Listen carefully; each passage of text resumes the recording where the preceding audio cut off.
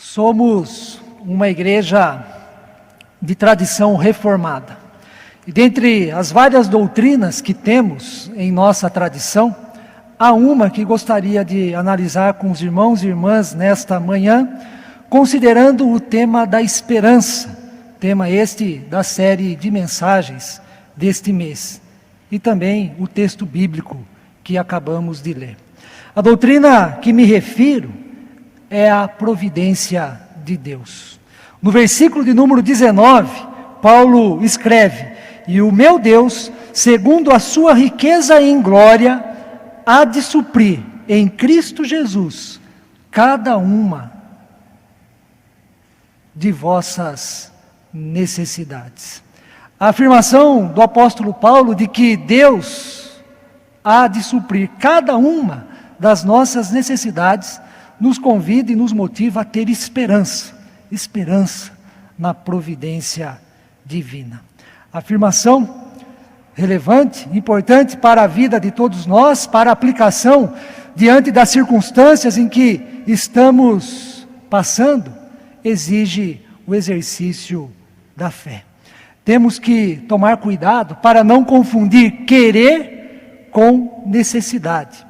As pessoas em geral desejam muitas coisas, querem muitas coisas. É grande a insatisfação de homens, mulheres, jovens e adultos por causa daquilo que ainda não têm, em vez de serem agradecidos e desfrutarem do que já possuem.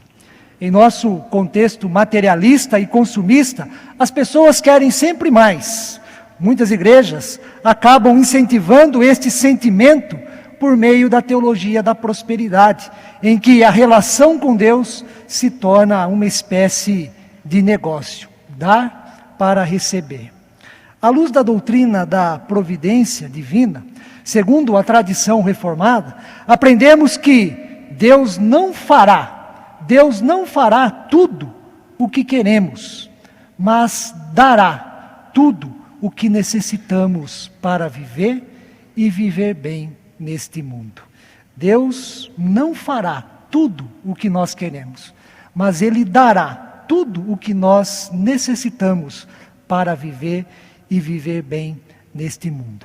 Nesse sentido, de que Deus dará tudo o que necessitamos para viver bem, há três importantes dimensões em que a providência de Deus pode ser vista, percebida e experimentada por todos nós. A primeira dimensão encontra-se na natureza. Nós percebemos e experimentamos a providência de Deus nos fenômenos da natureza. No mundo bíblico, a forte relação entre Deus e a terra, a forte relação entre Deus e tudo o que acontece na natureza. Assim, o equilíbrio natural, as estações do ano, a chuva, a colheita e todos os acontecimentos naturais que favorecem a vida humana vêm das mãos de Deus, tornam-se expressão da providência divina. Jesus mesmo compartilha desta concepção ao afirmar no Sermão do Monte que Deus faz nascer o seu sol sobre bons e maus e vir chuva sobre justos e injustos. O milagre de uma pequena semente lançada na terra, ao se tornar uma árvore e dar muitos frutos, era compreendido como providência divina. Nesse sentido, o alimento presente dia a dia em nossa mesa é demonstração viva, clara, da providência de Deus em nosso favor. É por isso que, como cristãos, oramos agradecidos antes das refeições, ou pelo menos devemos ter o sentimento de gratidão pela providência divina presente diante de nós. A segunda dimensão da providência de Deus se dá na vida humana em geral. A vida procede de Deus, a vida pertence a Deus. Nós existimos porque Deus nos criou.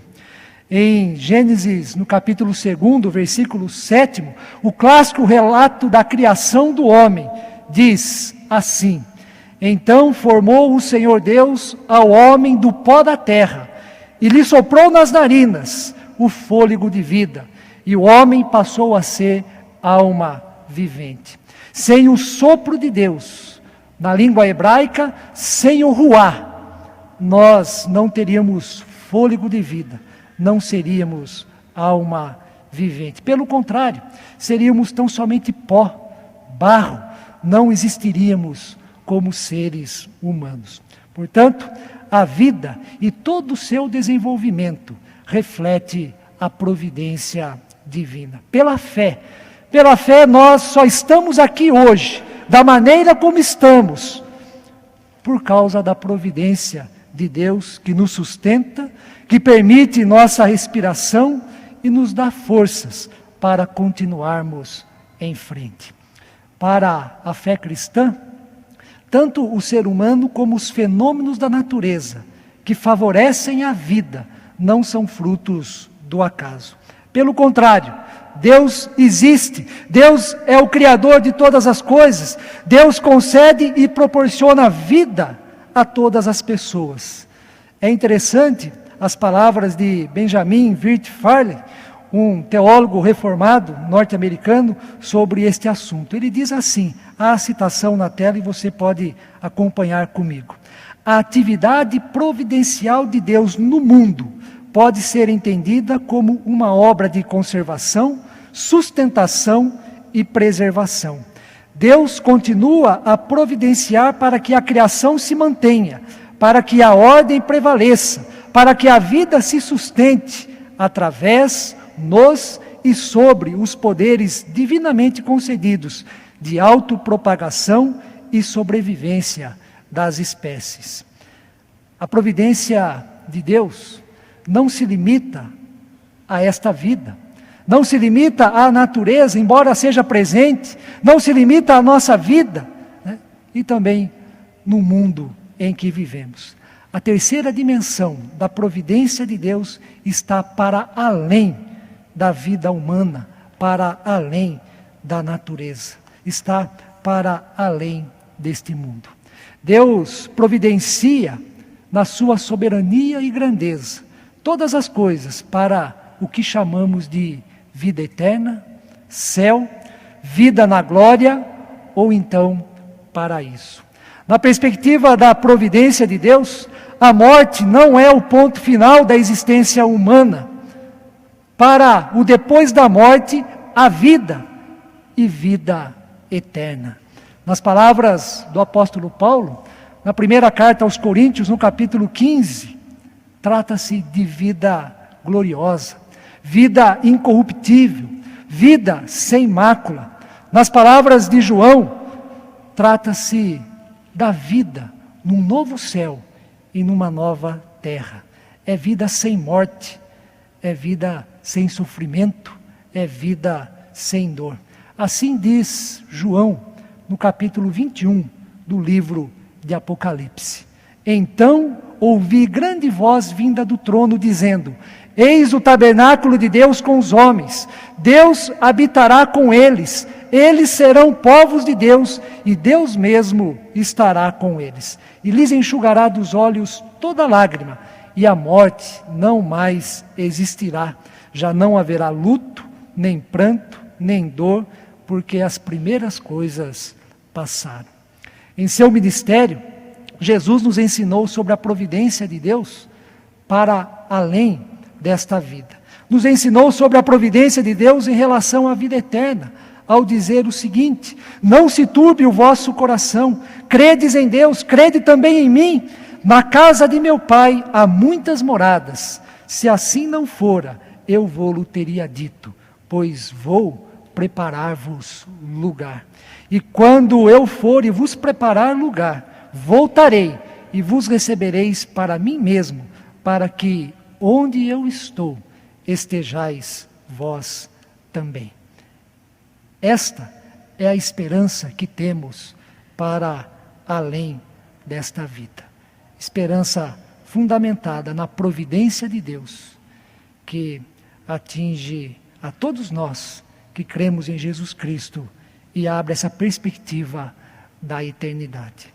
talvez você reconheça como extremamente importante as 3 dimensões da providência divina aqui apresentadas, pois de fato elas são extremamente importantes. A providência de Deus na natureza, a providência de Deus para com a nossa vida e a providência de Deus em relação à vida eterna.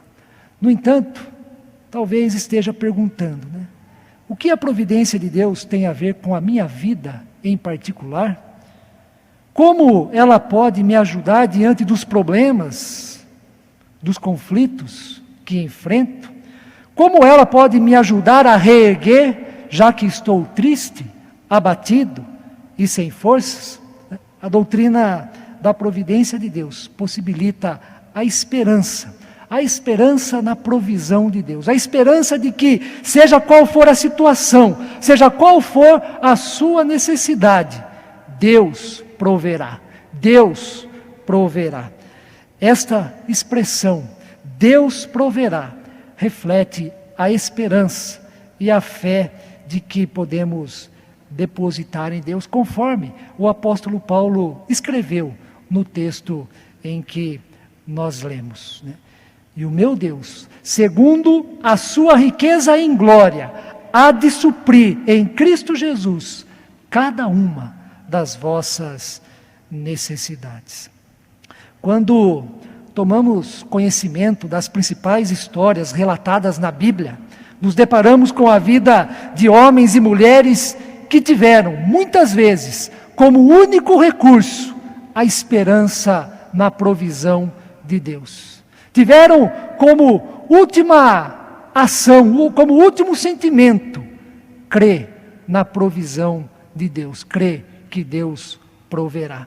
Estes homens e mulheres tiveram suas dificuldades, passaram por grandes adversidades, foram ridicularizadas pelas pessoas, tiveram o sentimento de tristeza e dor como permanentes em sua vida, foram ameaçados de perderem a família, de não terem o que comer, chegaram a correr risco de morte, mas não deixaram de acreditar na provisão de Deus, não deixaram de crer de que Deus proverá, Deus proverá.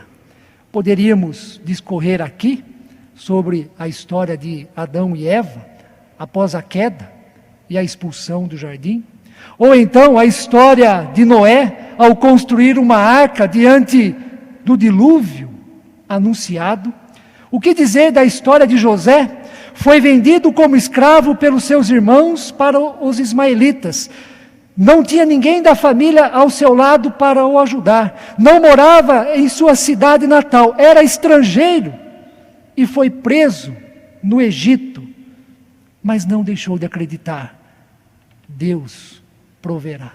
Não deixou de crer na providência de Deus em sua vida. Temos também a história da viúva de Sarepta, diante da falta de alimento naqueles dias, por causa do período de grande seca. Ela chegou a dizer ao profeta Elias: vou preparar esse resto de comida para mim e para o meu filho, comê-lo-emos e morreremos. Elias, o profeta, ordenou que ela fizesse a comida sim, mas que em primeiro lugar trouxesse para ele.